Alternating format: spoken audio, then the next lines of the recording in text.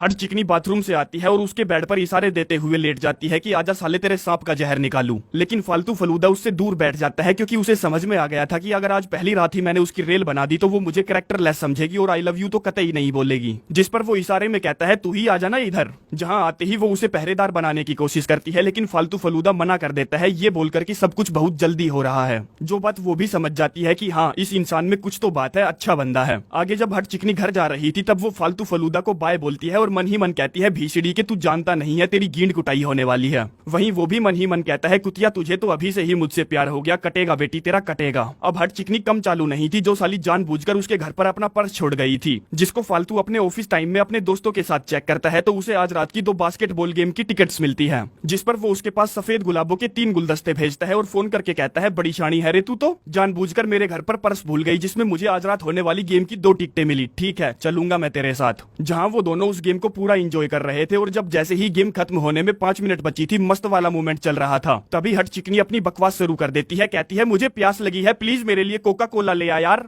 वो कहता है बस यार 2-3 मिनट की बात है अभी जाता हूँ। चिकनी कहती है पर मुझे प्यास लगी है, जिस पर ना चाहते हुए भी सड़ी सी शकल बनाकर वो उसके लिए ड्रिंक लेने जाता है और फटाफट दौड़कर वापस आता है, जिसकी हट चिकनी एक घूंट मारती है और कहती है यार ये तो डाइट कोक नहीं है, मुझे डाइट कोक चाहिए प्लीज यार, मुझे प्यास लगी है अभी ले आ। जिस बात से उसको गुस्सा तो बहुत आता है पर बेचारा कर भी क्या सकता था, ना चाहते हुए भी उसके लिए डाइट कोक लेने जाता है और गेम की एंडिंग मिस कर देता है, जिसको हट चिकनी पूरा एंजॉय करती है। आगे वो उसको टैक्सी में बैठाता है और एक प्यारी सी पप्पी देता है, कहता है चल अब निकल जा बहान की लमड़ी। अगले दिन हट चिकनी उसको परेशान करने के लिए ऑफिस टाइम में कॉल करती है जब वो अपने बॉस के साथ मीटिंग में था। कहता है मैं अभी बिजी हूँ बाद में बात करूंगा। चिकनी कहती है ठीक है शाम को हम एक मूवी देखने चलेंगे मेरी पसंद की, जहाँ पर्दे पर टॉम हैंक्स की मूवी चल रही थी और फालतू फलूदा उसमें खो चुका था। चिकनी पूछती है क्या सोच रहे हो तुम, दिमाग में क्या चल रहा है। वो कहता है यही की मूवी बहुत अच्छी है। चिकनी कहती है अच्छा तो तेरे दिमाग में कुछ नहीं चल रहा, चल बता वो कौन लड़की है जिसके बारे में तू ये मूवी देखता देखता सोच रहा है। जो सुनकर वो हक्का बक्का रह जाता है, कहता है मैं तो किसी भी लड़की के बारे में नहीं सोच रहा, बस इसके अलावा कि तू बहुत खूबसूरत है और ये मूवी बहुत अच्छी है। जिसको और ज्यादा परेशान करने के लिए वो उससे चिपट कर मूवी देखने लगती है। तभी पीछे बैठा मोटा बोलता है अबे बहान के लिमिंडो सालो तुम लोगों ने दिमाग की दही कर दी।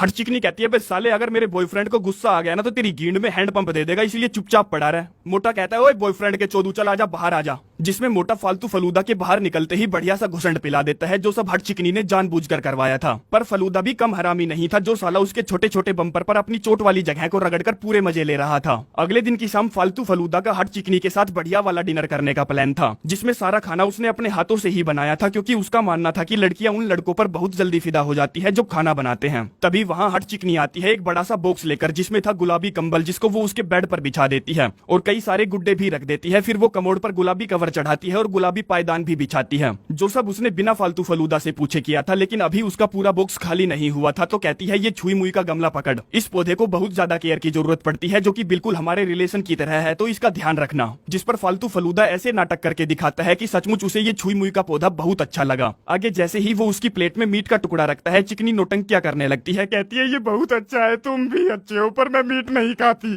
जबकि साली रोज मीट खाती है पर नहीं, उसे तो फालतू फलूदा की मेहनत पर पानी फेरना था और उसे इतना परेशान करना था कि वो खुद ही उसे छोड़ दे। पर 10 दिनों से पहले तो वो भी उसे छोड़ने से रहा। आगे फालतू एक सस्ते से रेस्टोरेंट में चावल प्लस चने की दाल खा रहा था जो खाने में उसे रत्ती भर भी मजे नहीं आ रहे थे। जिन चावल दाल की चिकनी एक चम्मच तक नहीं खाती और बार बार किचन में जाकर कुछ अच्छा खाती है और मैच देखती रहती है। आगे वो उसे लेकर अपने घर पहुंचता है जहाँ हट चिकनी का आज उससे खड्डा खुदवाने का मूड था। जो भड़वी मजे लेने के लिए उसके घोड़े का नाम शर्मीली राजकुमारी रख देती है, कहती है चल शर्मीली राजकुमारी को थोड़ी सी बेशरम बना, जिससे फालतू फलूदा का मूड खराब हो जाता है। कहता है तू मेरे हथियार को शर्मीली राजकुमारी नहीं बुलाएगी और अगर तुझे उसका नाम ही रखना है तो कुछ ऐसा रख जैसे कि सूरमा साकाल, बर्बादी की तकदीर, हाथ में ले और झूल जा, मुंह में ले और चूस जा, तंबू में बम्बू, शक्ति कपूर की नाजायज मुठ। चिकनी कहती है ठीक है फिर मुझे सूरमा साकाल अच्छा लगा तो बता तेरा सूरमा मेरे सैनिकों को यहाँ सोफे पर मारेगा या अंदर बेडरूम में मारेगा। वो कहता है कहीं नहीं क्योंकि शर्मिंदगी की वजह से मेरे सूरमा साकाल ने हथियार डाल दिए। चिकनी कहती है कोई नहीं कभी और मार देना मेरे सैनिकों को, जो बोलकर वो वहाँ से चली जाती है। गुस्से में फालतू फलूदा उसके टेडी बियर को फेंक के मारता है कि बहान की लमड़ी ने सारे मूड की माँ बहान एक कर दी। अगले दिन वो अपने दोस्तों को बताता है कि यार जब वो मुझे मिली थी ना तब वो सुंदर सुशील 72 गुण संपन्न वाली लड़की थी, पर पता नहीं अब उसकी गींड में कौन सा कीड़ा काट गया जो वो मेरी गींड में उंगली करती रहती है। और लो शैतान का नाम लिया नहीं कि वो हाजिर जो अपने साथ सड़ेला सा गंदी सी शकल का खाजला सा कुत्ता लाई है। फालतू पूछता है वैसे ये कौन सी ब्रांड का है, मतलब ब्रीड का है।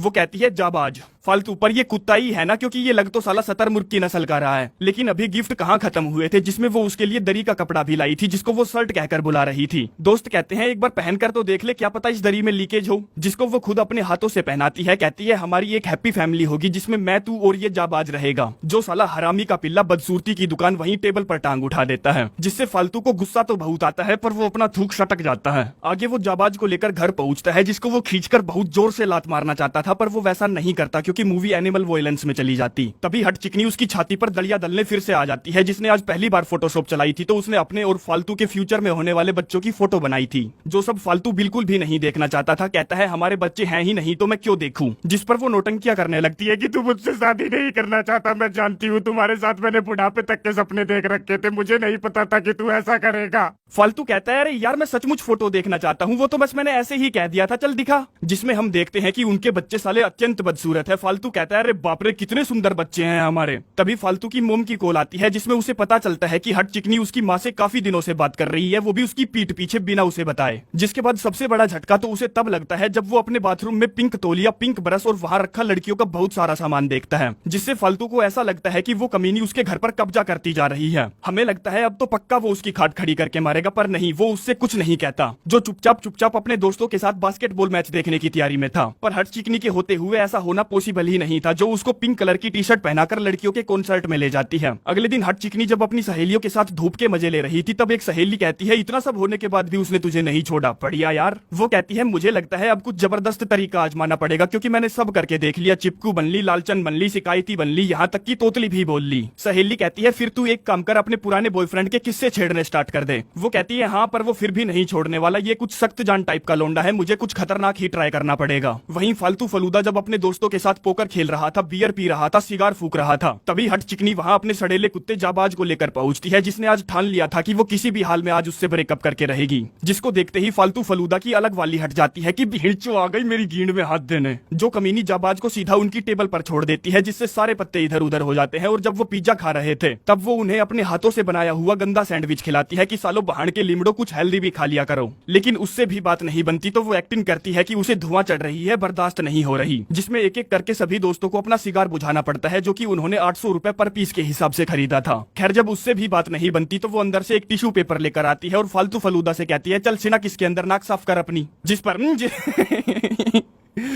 पर ना चाहते हुए भी उसे अपनी नाक साफ करनी पड़ती है, पर उसके अंदर से कुछ नहीं निकलता। तभी उसे अपना छुई मुई का पौधा दिखता है जो मुरझा चुका था।